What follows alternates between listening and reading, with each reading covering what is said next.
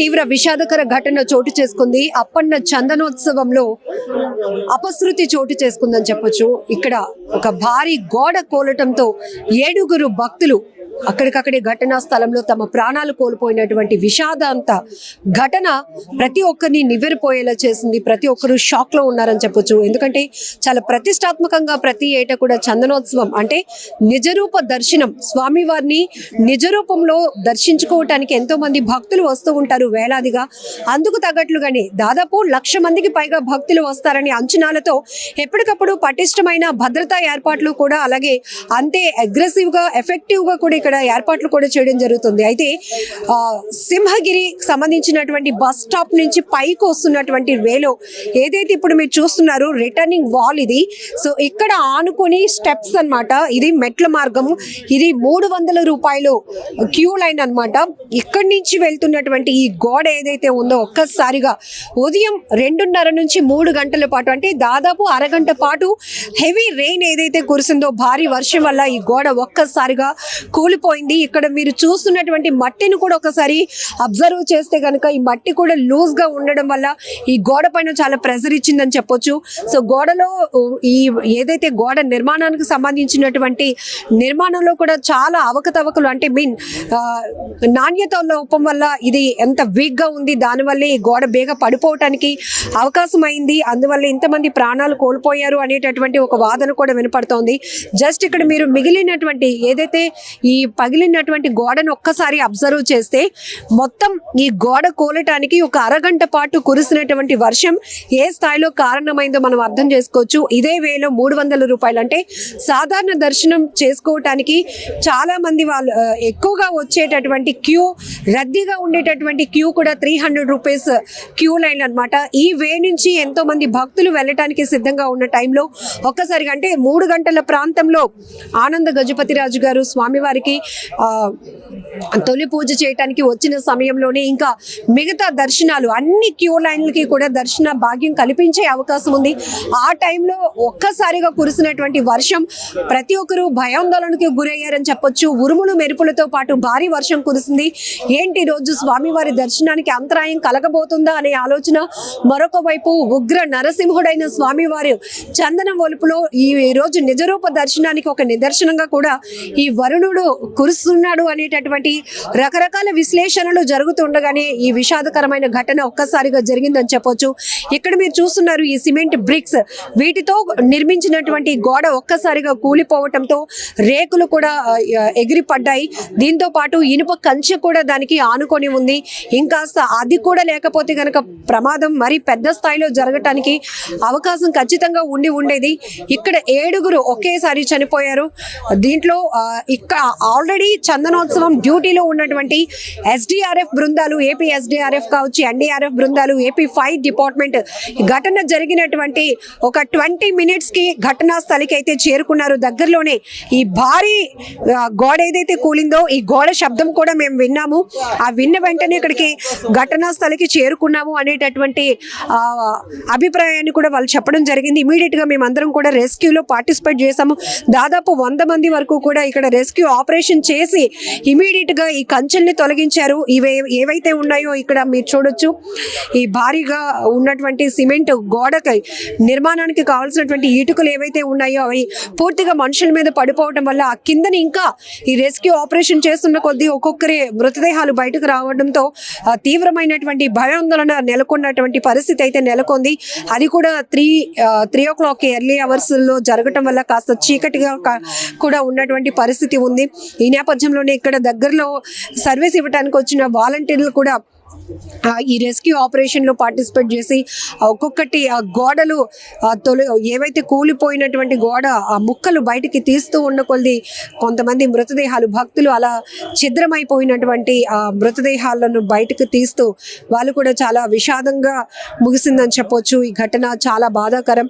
ఎందుకంటే సింహాచలం చరిత్రలోనే ఇలాంటి విషాదం ఎప్పుడు కూడా కని విని ఎరగనటువంటి పరిస్థితి. ఇక్కడ ఒక్కసారిగా కేకలు పెట్టినటువంటి మృత్యు ఘోష అని కూడా చెప్పొచ్చు. ఎందుకంటే వాళ్ళు ఆ పరిస్థితిలో ఒక్కసారిగా వర్షం పడుతుంది, కాస్త షెల్టర్ లోపలికి వెళ్ళిపోతే కనుక ఇంకాస్త ఒక హాఫ్ అన్ అవర్లో అయితే ఇంకొక 30 minutes అయితే కనుక ఖచ్చితంగా వాళ్ళు స్వామి వారిని దర్శనం చేసుకొని హ్యాపీగా ఇంటికి వెళ్ళి ఉండేవాళ్ళు. కానీ ఒక్కసారిగా వాళ్ళు అనుకోకుండా జరిగినటువంటి ఒక ప్రకృతి విపత్తులాగా విరుచుకుపడింది, విషాదంగా మిగిలిపోయిందని చెప్పొచ్చు.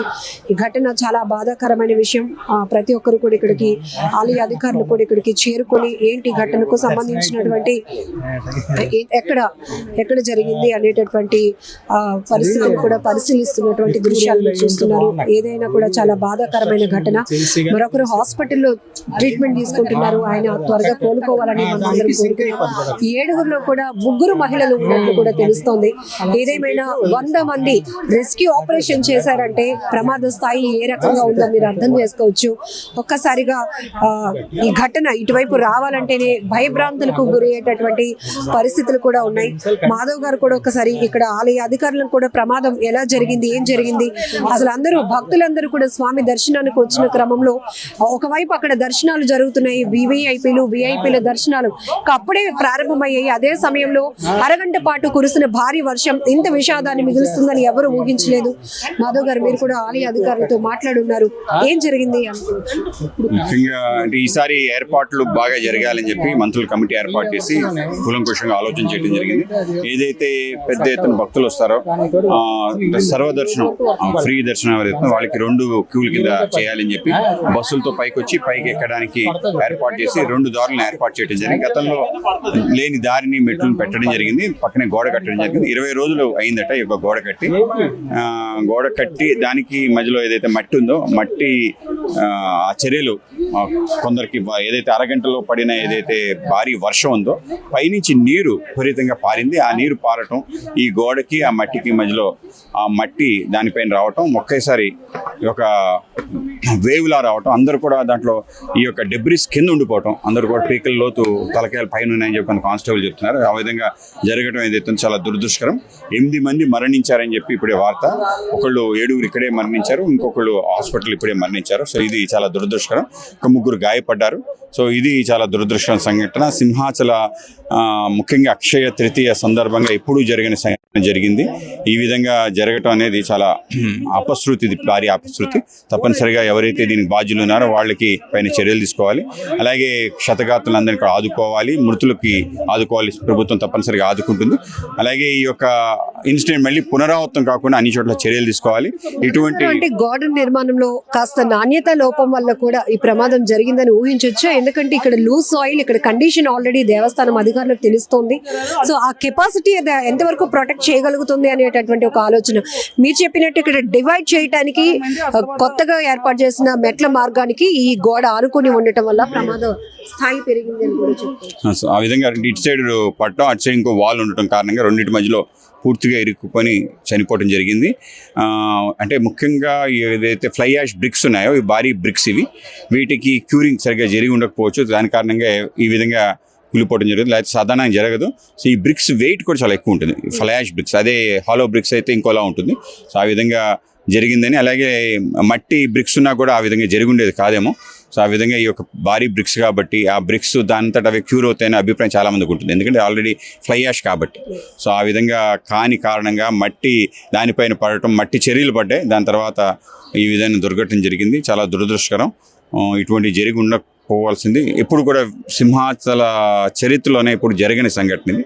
మా అందరికి కూడా చాలా బాధ కలిగిస్తుంది. తప్పనిసరిగా అందరినీ ఆదుకుంటూ ప్రభుత్వం. విషాద ఘటన చాలా తీవ్ర దిగ్భ్రాంతికి గురి చేస్తోంది. ఎందుకంటే ఆలయ చరిత్రలోని ఇలాంటి ఘటనలు ఎప్పుడూ కూడా చూసి ఉండలేనటువంటి పరిస్థితి. ఎందుకంటే ఇక్కడ మనం చూడొచ్చు, ఒక్క అరగంట అండి 2:30 నుంచి 3 గంటల ప్రాంతంలో పడినటువంటి భారీ వర్షం. అప్పుడు కూడా అందరూ టెన్షన్ పడ్డారు, ఎందుకంటే ఇప్పుడే స్వామివారి తొలి దర్శనాలు ప్రారంభమవుతున్నాయి, వర్షం ఏంటి ఇంత భారీ స్థాయిలో పడుతుంది అని ఇంకా అందరూ అనుకుంటూనే ఉన్నాము.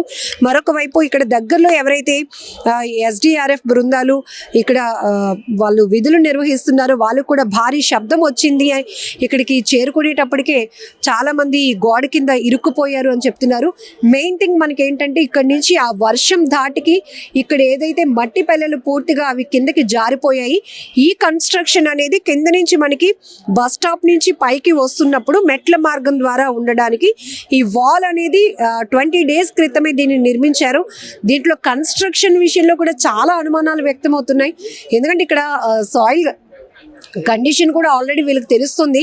ఆ ప్రొటెక్షన్ వాళ్ళని ఎంత ప్రొటెక్టివ్గా కట్టాల్సిన పరిస్థితి కూడా ఉంటుంది. అలాంటిది ఒక్కసారిగా ఈ ప్రెజర్ అనేది వాళ్ళ మీద పడటం వల్ల ఇక్కడ భక్తులు ఎవరైతే 300 రూపాయల ద్వారా ఈ క్యూ లైన్ ద్వారా స్వామివారిని దర్శించుకోవడానికి వెళ్ళినటువంటి ఈ క్యూ లైన్లో ఉన్న భక్తుల పైన ఈ గోడ కూలి విరుచుకు పడటంతో ఒక్కసారిగా 7 ఇక్కడే చనిపోయారు. మరొకరు హాస్పిటల్లో ట్రీట్మెంట్ తీసుకుంటున్న వ్యక్తి కూడా చనిపోయినట్టు తెలుస్తుంది. ఏదేమైనా చాలా దురదృష్టకరమైనటువంటి ఘటన, చాలా విషాదకరమైన ఘటనగా ఈ ఘటన చెప్పవచ్చు.